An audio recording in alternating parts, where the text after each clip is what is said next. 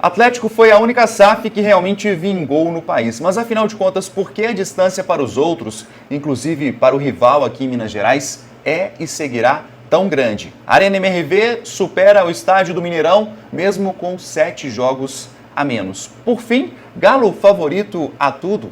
Parem com isso. A soberba e ser atleticano não combinam. Para quem não me conhece, eu me chamo Henrique Musi, sejam todos bem-vindos a este canal. Você que está chegando aí pela primeira vez, eu peço um pouquinho da sua atenção e, claro, se puder, se inscreva no melhor canal de notícias do Atlético. Você que já me conhece, quero aqui agradecer, pois na semana passada conseguimos mais de 1000 likes em todos os nossos vídeos. Muito obrigado por tanto carinho, por tanto amor que vocês despejam aqui para o Bica Galo. Sem vocês, absolutamente nada disso seria possível. Muito obrigado mesmo. E peço que você me ajude a alcançar os 1000 likes neste vídeo. Pessoal, eu quero aqui iniciar este programa abordando uma temática que é recorrente, mas que depois dos números que foram colocados aí nas últimas horas em relação ao Atlético, a quitação de dívida e etc., eu acho que chegou uma hora da gente falar por que a SAF do Atlético é a única que realmente deu certo no Brasil.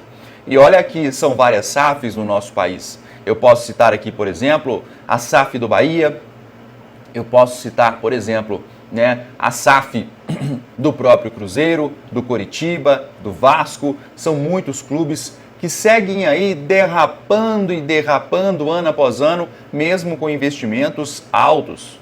Será que falta profissionalismo?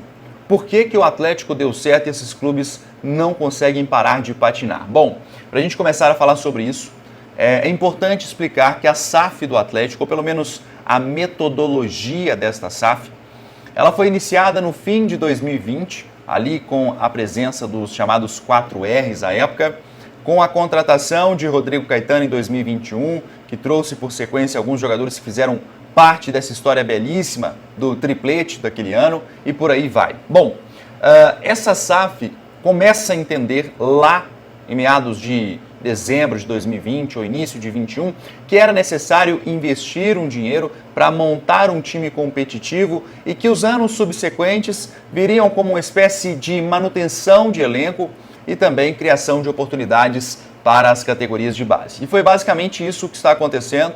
A gente vê um Atlético extremamente eficiente no quesito gestão, mas as coisas vão além do campo do futebol.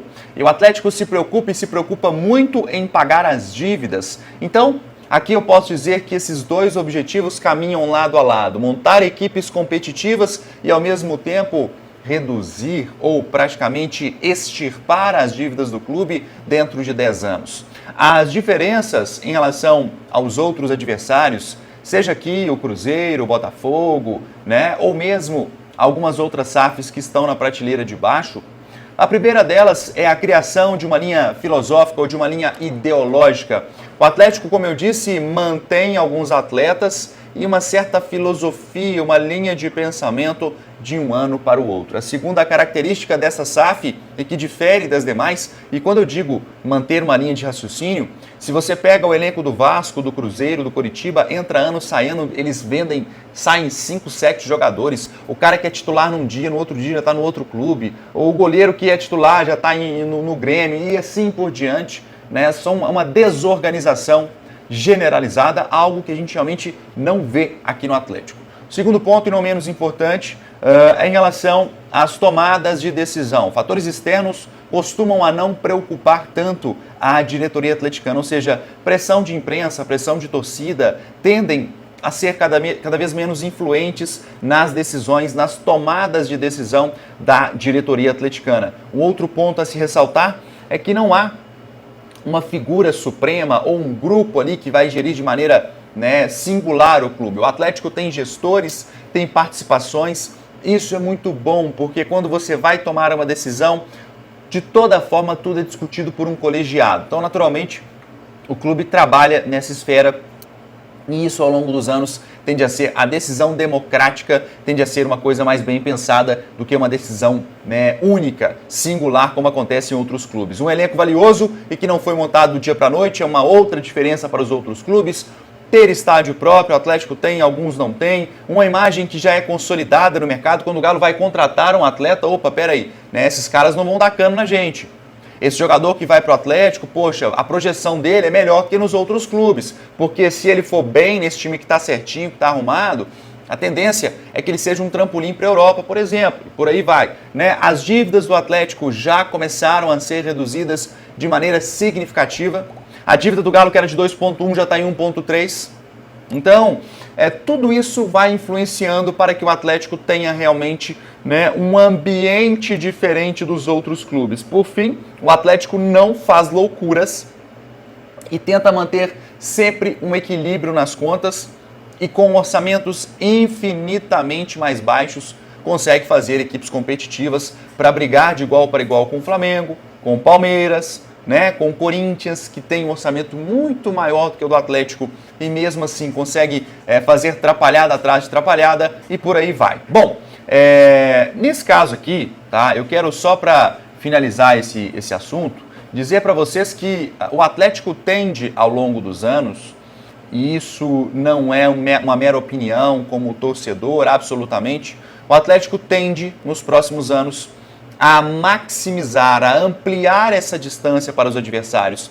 As pessoas podem me dizer o seguinte, Muzi, mas espera aí, se esses clubes fazem investimentos gigantescos, a tendência é que eles tenham resultados. Sim, primeiro que é muito difícil de surgir um mega empresário que faça investimentos absurdos em um clube. Segundo, que mesmo com esses investimentos, é necessário sim um prazo para que as coisas comecem a fluir e se fluir. Se vocês observarem o Flamengo, tem um timaço de ponta, entra ano, sai ano, cada dia uma desculpa diferente, um problema novo, falta gestão, falta eficiência. O Atlético tende, com o passar dos anos, como eu disse, a ampliar, a aumentar a distância para os rivais. E no caso do Cruzeiro, se vocês querem que eu seja um pouco mais específico, essa distância já é grande. E na minha visão, independentemente de qualquer mudança do outro lado, é muito, mas muito difícil de ser equiparado um clube com o outro, pelo menos neste momento. Quero saber a sua opinião, o que você pensa a respeito deste assunto. Deixe aí, claro, se puder, deixe seu like, se inscreva no melhor canal de notícias. Quem sabe a gente não consegue bater os 1000 likes nas próximas 24 horas. Pessoal,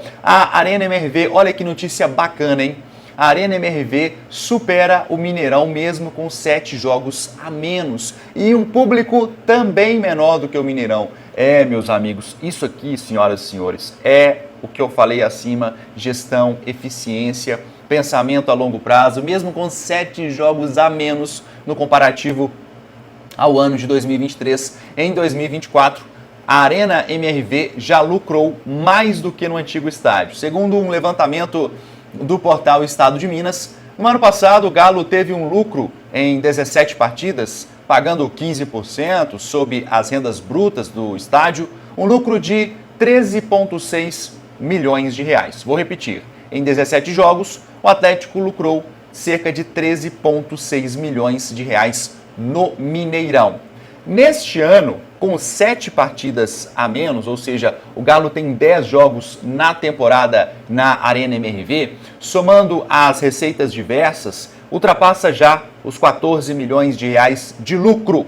Ou seja, voltando aqui, no Mineirão, 17 partidas, um lucro de 13,6 milhões de reais, e neste ano, 10 partidas e um lucro de 14 milhões de reais na Arena. Já superamos o Mineirão, mesmo com 7 jogos a menos. Lembrando que a média de público do Mineirão, segundo a apuração do portal Estado de Minas, é de 39.459 pessoas por jogo, tá? Já na Arena MRV é de 33.755 pessoas, ou seja, mesmo com, aí vamos botar, né, botar aí 4, 5 mil pessoas a menos, a Arena MRV já lucrou mais do que o Mineirão. É o que eu falo e sempre continuo, né, dizendo, a Arena MRV ainda não está 100% pronta, direto alguns detalhes são colocados em pauta, a internet ainda não é das melhores, há uma reclamação sobre a acústica, mas o fato é que a Arena lucra e lucra e lucra e lucra e lucra muito mais do que lucrávamos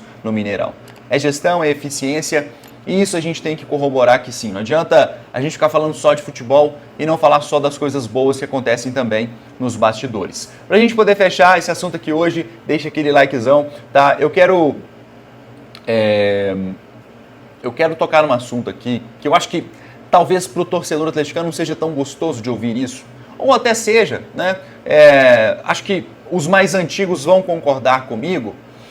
Eu sinto que em algum momento, quando o Atlético começa a vencer as partidas, começa a desempenhar um bom futebol, e foi assim com o Sampaoli em 2021, perdão, 2020, né? Foi assim com o Cuca em 2021.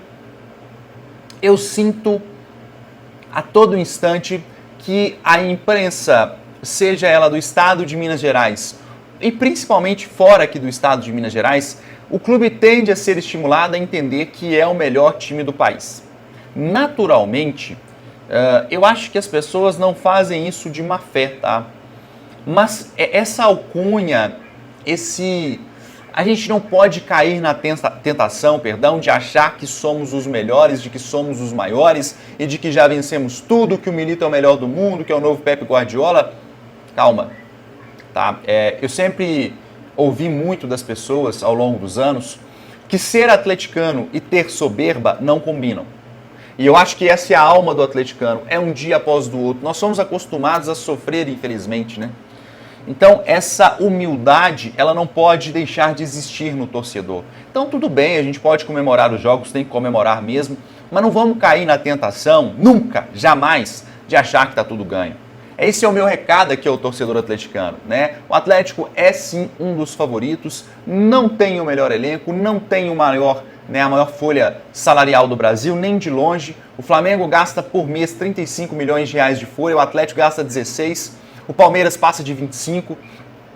Mas se a gente for como um bom mineiro, vamos comendo pelas beiradas, vamos chegando aos pouquinhos, né? Vamos comendo nosso queijinho aqui à vontade, que nós vamos chegar lá no final do ano, tá? E ser campeão de alguma coisa. Eu acho que a gente tem boas possibilidades, acho que é um time que está querendo muito, que está lutando, tem limitações sim em alguns setores, o que é natural com esse orçamento, mas vamos esperar e deixar com que as coisas aconteçam. Não podemos contar vantagem, ou a gente viu no Botafogo isso ano passado, né?